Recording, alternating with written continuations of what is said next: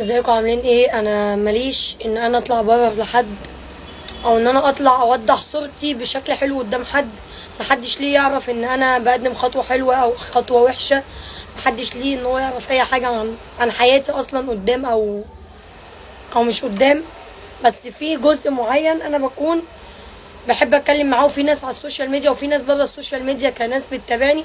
انا بحب اوجه لهم حياه سوزي عامله ازاي. فانا المفروض ان انا كنت في الاسم، فطبعا الدنيا كلها عارفه والدنيا كلها طلعتني ترند والدنيا كلها عملت فيديوهات عليا، وسوزي اتحبست وسوزي اتعملت.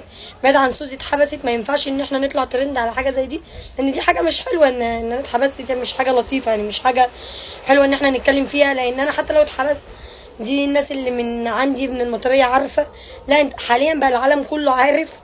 شويتوا صورة ان في بني ادم اتحبست، عموما ما اتحبستش او ما اتمسكتش بحاجه وحشه. لا ده هو كان فيديو وانا متعصبه فيه وشتمته وخدت جزائي، والدوله هي اللي وافقت عليا المحضر، وهي اللي عملت لي قضيه. ما فيش شخص هو اللي عمل لي قضيه او اي حاجه.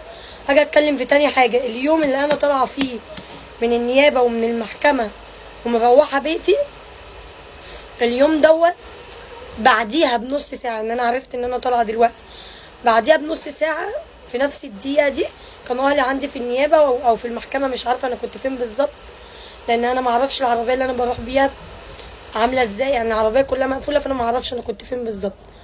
وانا مع اهلي في النيابه او في المحكمه في المكان اللي انا كنت فيه، شقتنا ولعت. فكان والدي ووالدتي قافلين على اخواتي الشقه اللي انا فيها حاليا دي، والشقه بتاعتي ولعت. في شقتي دي في المطريه، فشقتي كان فيها فلوسي. كان المفروض خطوبتي، انا متاخده يوم الخميس او الاربع، كان المفروض يوم خطوبتي كانت يوم السبت، وانا كنت وقتها في القسم. دهبي وفلوسي وفستاني وحاجاتي وكل حاجة، واغلبية جهازي والدتي مجهزاني وجايبه لي حاجات. ان هو ده اللي فاضل الخلاط يعتبر، هو ده اللي فاضل من الحاجات اللي والدتي جايبها لي. حاجات كتير في الشقة ولعت. يعتبر الشقة كلها ما فيش غير أوضة بابا وماما اللي انتوا شايفينها دي، تعتبر بايظة. انتوا شايفين السقف عامل ازاي والبيبان عاملة ازاي، والاجهزه الكهربائيه بالعفش كله. والحمد لله ان ربنا سترها على اخواتي. طبعا كان جايلي جفتات وكان جايلي شغل وي وي وي وي. فاول ما مش انا اللي طلعت قلت ان شقتي ولعت، انا لقيت الناس بتصدمني وبتقولي ده انت شقتك ولعت. اول ما طلعت من الاسم لقيت ناس بتصدمني، طبعا اهلي ما قالوليش. المهم مش انا اللي عرضت ان شقتي ولعت، مش انا اللي طلعت قلت انا اتحبست، ده الناس هي اللي عرفت. والناس طبعا ما فيش حاجه بتستخبى، والناس هي اللي طلعت وعرفت.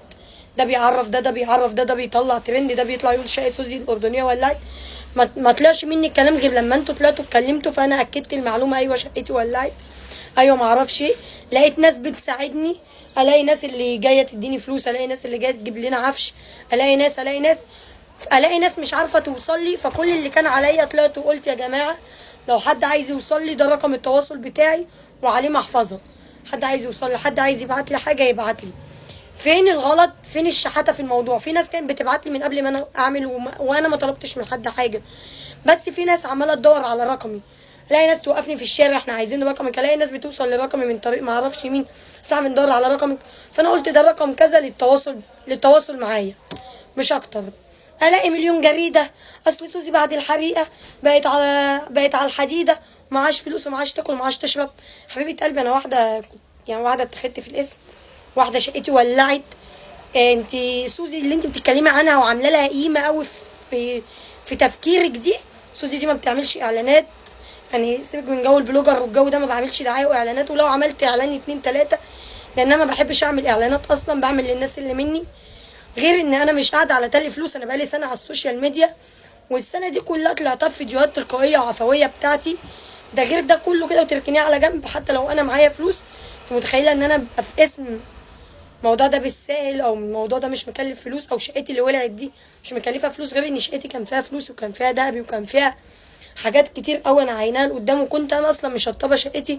غير ان كان فيها كل حاجه تخصني. حلو الكلام. فان انت تقول سوزي بتشحت، او انا لو بشحت او بعمل حاجه دي مش بتاعتك. ما جيتش قلت لك لا اديني، ما جيتش قلت لك لا اعملني. اصل انا اكبر اخواتي يعتبر، وميزوا الاحتياجات الخاصه، ما عنديش اخوات وما عنديش حد ان هو يساعدني. والدي ووالدتي طبعا ملخومين في الشقه وانا ملخومه، فانا اللي بقدر عليه بعمله. فلما بلاقي ناس بتساعدني فسبت الرقم، قلت اللي عايز يساعدني يساعدني، لان انا مش فاضيه امسك التليفون. فمش ناقصه هري، ومش ناقصه لك، ومش ناقصه حرق.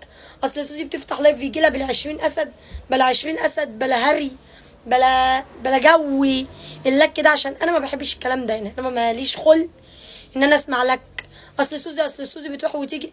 يعني انا بصحى الصبح، الصنايعيه المفروض ان هي بتيجي تخلص الشقه وبتعمل من الصبح لحد مثلا العصر كده، بعديها بتشطف وبلبس وبنزل اشم هوا. ما انا مش مجبوره ان انا اقعد في شقتي الولع يجي لي اكتئاب وافضل افكر في اللي بيحصل واللي بيدور.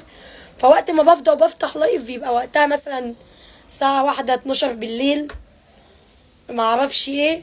بعد ما بنجيب بقى الشبابيك وبجيب السيراميك وبجيب البويه، بتبقى الساعه جت 1 12 بالليل، بيبقى معايا خطيب اليوم كله مش سايبني.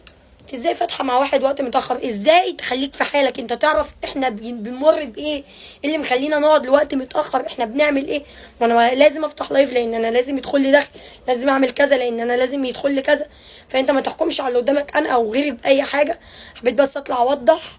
شايفني بقى شحاته، شايفني بعمل، شايفني بسوي، شايفني.